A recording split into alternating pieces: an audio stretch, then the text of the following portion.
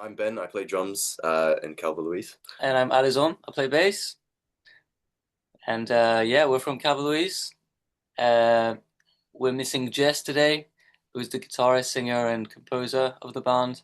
And yeah, we're a multi-nationality band from based in the UK. Very nice to hear, guys. Thanks for joining us today. It's a pleasure to speak with you. Yeah, likewise. Likewise. So the main reason we're here talking today is that Calva Louise is set to release your new album, Edge of the Abyss, on the 11th of July. So that's not long now, guys. How you feeling? Yes, it's great. Like we're all super hyped for it. You know, when was it wrapped? It was like late last year, Yeah, and yeah, late last year. It feels a bit, yeah, it feels like we don't realize it yet, you know what I mean? For us it's been in the pipes for a while, just releasing singles, and it's like finally the whole thing's gonna be out. Can't wait to see what everyone has to say about it. Yeah, this one's going to be a bit difficult for you guys to answer. I ask it a lot, and it's pretty easy for most people. But what were you going for musically with the album? Like, tell us about the musical side of it. There's so much going on. Yeah. so yeah, I guess like it's a continuous evolution. Like our sound has been from the start, and it's kind of closer to what I think we've always wanted to do. And every release we've done, like throughout the band's timeline, has increasingly got closer to that. And it's almost like a bit of a non-stop vision, and it kind of like evolves as it goes. And um, obviously this album is still very much in the heavy vein, much like the last release. Like probably even a little bit more so. I would say. Yeah. And the whole like music process is quite interesting because we're very DIY. We didn't go to the studio or anything. We do everything at home. So Jess writes the songs on like Logic on her computer. She'll put everything out there that she feels like putting, like vocals, guitar. She'll do like draft of drums, and she put everything, and then the session gets passed around. So she gives the session to us to work out our part, to like um figure out what we want to do, and then we record it each on our own, same at home, and then send it back, and then all the stems get compiled, just as a bit more production on it, and then it gets sent to our friend Mazar, who's co-producer on the album, who's based in Italy. He's a producer in Italy. He's worked on our previous release, the mixtape, and so he does mostly, instrumental production on it. And then he sends his stem back, and then the stems go to Gareth McGrillen, who's a member of Pendulum and Knife Party, who we had the chance to work with on this album. It was incredible. We've always been great, like huge fan of him, and having him join the album was like a dream come true. So he will take the stem, do extra, another layer of production, and then finally this will all get packaged, and sent to the mastering engineer, who's Right. his brother-in-law, Dean McCarthy, who finally does this last layer of mix. Um, yeah, so we all had to do this remotely because we were all in different part of the world at all times. So it was the process was a bit chaotic, but it was really fun. So we had to work at random hours of the day and night just to, when I got everybody time was zone stuff, available. yeah. That Yeah. would have been difficult. And you have released the singles Aimless, Under the Skin, La Cariante, and WTF, which I'm assuming stands for What the Fuck. And are they a good sonic representation of what to expect from the whole album? I think like in general, like I mean the response so far to those songs and those releases have been like incredible. Like people have just loved them. And yeah, it's made us like super happy, super hyped for the rest of the album. And And especially live as well, because these songs we started playing live this year, um, and some of them we played live for the first time on the previous tour we did with Bloodywood, and the response has been amazing every time. So which is a great sign. Like if songs work live and the audience, reacts well to it, it's usually a really good sign. Yeah. It's a good start anyway. Now, it's more than just a concept album. Like it's more like a sci-fi extravaganza, and it's got one of the most stunning and imaginative story arcs I've ever heard for an album. So, can you run us through it and simplify it a bit? Yeah. So the general concept is that there are different worlds superposed on top of ours, and everybody in the world, like us, they've got a double somewhere in another world, and all the travelers, they're called, people like us, who are in search of their double, aim to find it and reunite. And yeah, it's there's a lot to it, and Yeah. basically the story spans across multiple eras and multiple worlds. So we're just telling it bits at a time, video by Right. video, with our means and our Yeah. friends, and just DIY.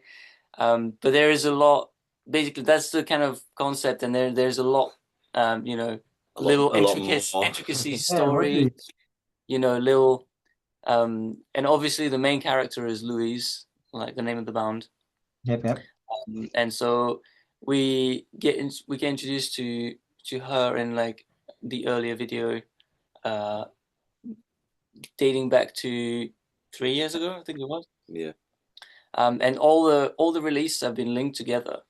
And it's just that as we've been getting closer to this album release, the videos, the story has become more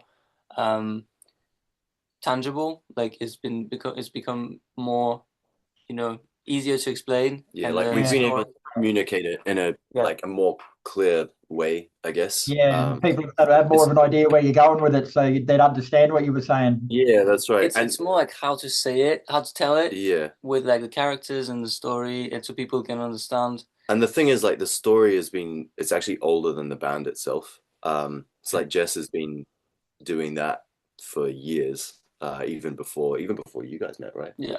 And yeah, so it's an extension of this core story, and it's just a constant retelling in different ways. And yeah, it's just a big. Yeah. Sounds like the sort of thing that could go on over multiple albums. Like, is it all wrapped up on this one, or is it something that's going to be continual? No, it's been going since the start of the band, and it will keep going. All right, that's Like, amazing. as we keep going with the band. We have a Discord. I like to plug it, Yeah, go for it. where we have like we're trying to compile all the lore information about the story. So, if people are interested, want to know more about the characters, the worlds, the story, we've got a lot of information on Discord. Yeah. How do they get to that? Why are you plugging it, mate? Give it a full plug. Linktree, calvalouise.com. You've got all Yeah. the links there. No worries.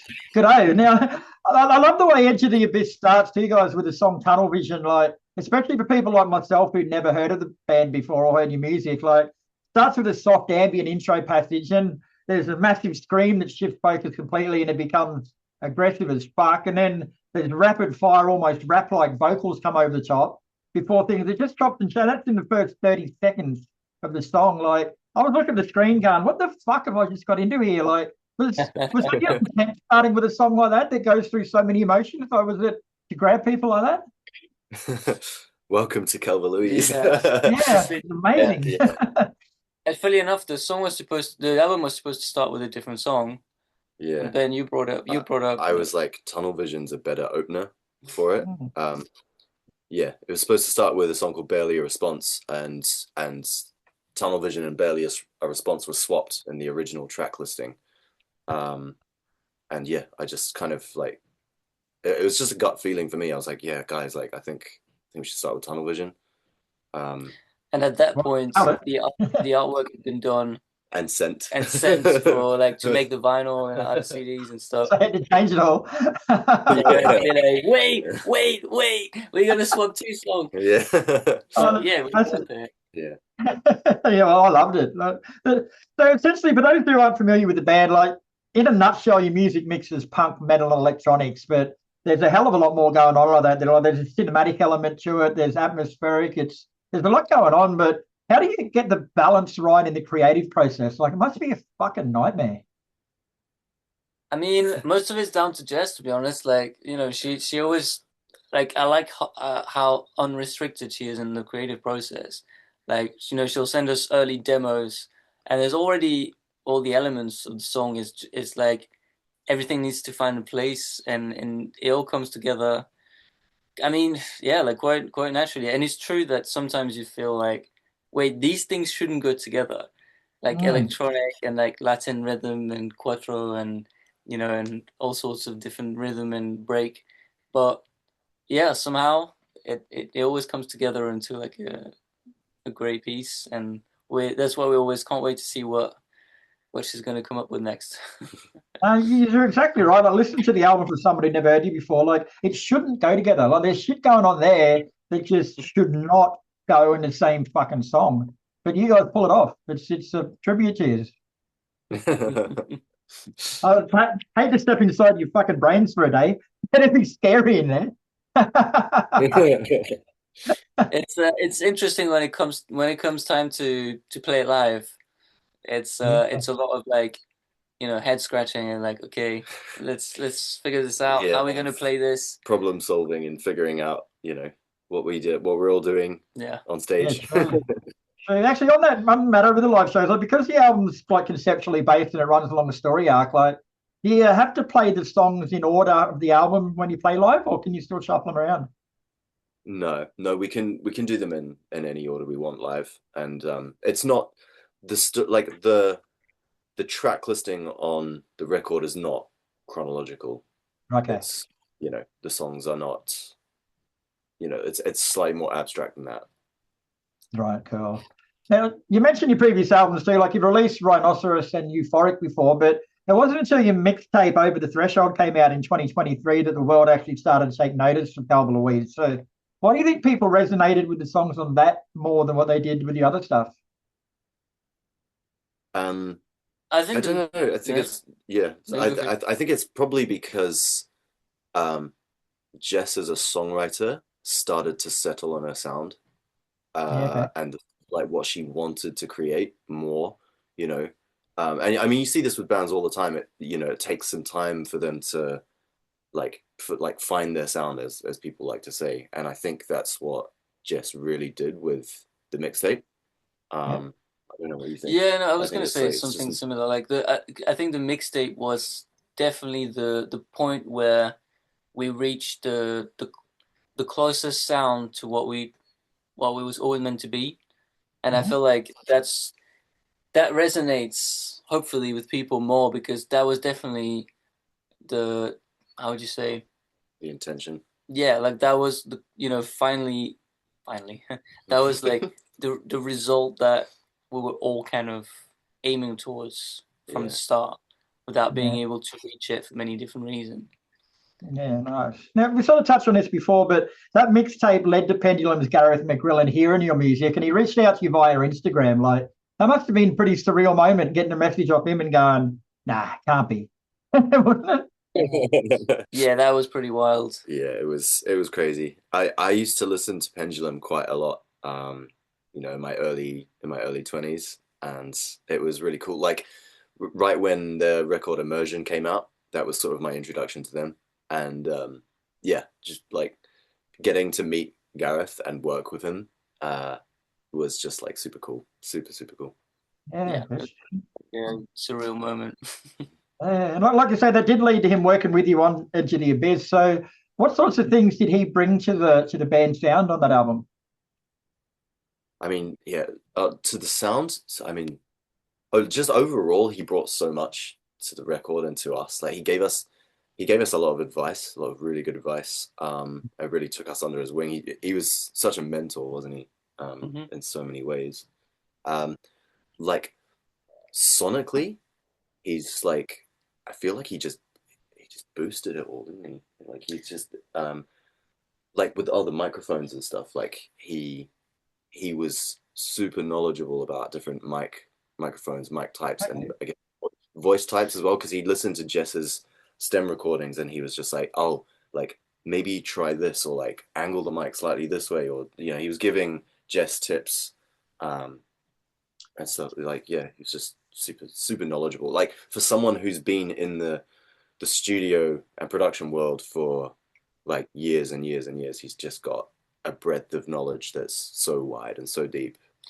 Yeah, it was really really great because he helped us a lot to get the best out of what we have, because we do everything at home with not super expensive stuff. So he gave us loads of tips to like improve the quality of the recording as much as possible with the equipment we have. And then yeah, he's just like, it just brought like his own touch to the production process, especially for vocals. He's got like a whole bunch of production tricks and little magic that he happened to the vocals and to the rest of the instruments. So yeah, it's been great. And he co-wrote 2 songs on the album with Jess as well. So he co-wrote Under the Skin and Hating Me. So that's also a big part. Yeah, nice. Cool. And have you got any tours coming up that are going to help promote the album? Absolutely. We are coming back to the US in September. Yeah. So tickets went on sale this week, actually. So we're going back for a month in the US, across the continent, well, across the country. And then after that, we are going to Europe with Stray from the Path. Oh, yeah. Which we love and we're super excited about. So we'll be doing US and Europe before the end of the year. And then, we'll see next year, probably more. But that's Stray from the Path are coming to Australia in August. It just got announced today. You should tell them, sometime, you should tell them to bring you over here with them. Tell them to bring you over here. I saw that post earlier today. I was like, yeah, that's We've never cool. been to Australia yet. I reckon you guys are going really well. I'm going to have a chat to a few people I know and see what we can do for you, because I reckon you'd kill it over here. Absolutely kill it. Can't wait to come over. Before I let you go, guys, I've got a segment that I do called Photo Bomb. So basically, before I had a chat with you, I've been trolling your social media, and I've come up with a few photos that I want to know a little bit more about. So, ALIZON, first one is for you, buddy. Now, there's quite a lot of photos of you and Jess in that position on stage. Like, have they ever gone pear-shaped? Like, have you ever misjudged the distance and head-butted each other or something like that? Surprisingly not. That's crazy, especially at the time. I feel like the shows were a lot more punk at the time, in terms of, because it was all DIY, and it was small venues, and it was so we were just kind of bashing around, and we always used to do that, kind of like gently headbutt during the show. And surprisingly, I'm still amazed that it was all, we never actually hurt ourselves. It was always like we seemed to like miss each other, but in a good way. Like it always worked like a choreography that wasn't planned. Cool. And now this one's for you, Ben. Like, there's I love this one. There's a hell of a lot of love going on in this photo, but I'm not sure what it's actually directed at. Yeah. Okay, so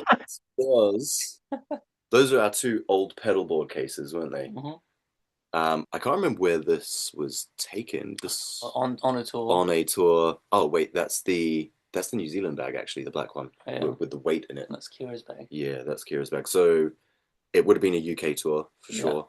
The look on your face, you look like you just hit the money shot. This was probably, at a guess, I reckon this is probably like after we've rolled up to a venue and it's quite deep into the tour and we're all a bit tired, and like maybe we've just done like a load in up 3 sets of stairs, and I've just like laid down on the pedal boards, and Kira, our photographer at the time, was like snapped a picture of me. All right, I got to get on to my next one, but thanks heaps for the chat, guys. It's been an absolute pleasure getting to know you. The album Edge of the Abyss is out July the 11th, and as I said to the guys before we started, it's one of the freshest, best sounding, most fucking awesome albums I've heard in a long time. So wrap your ears around it, kids. Thank you very much. Thank you.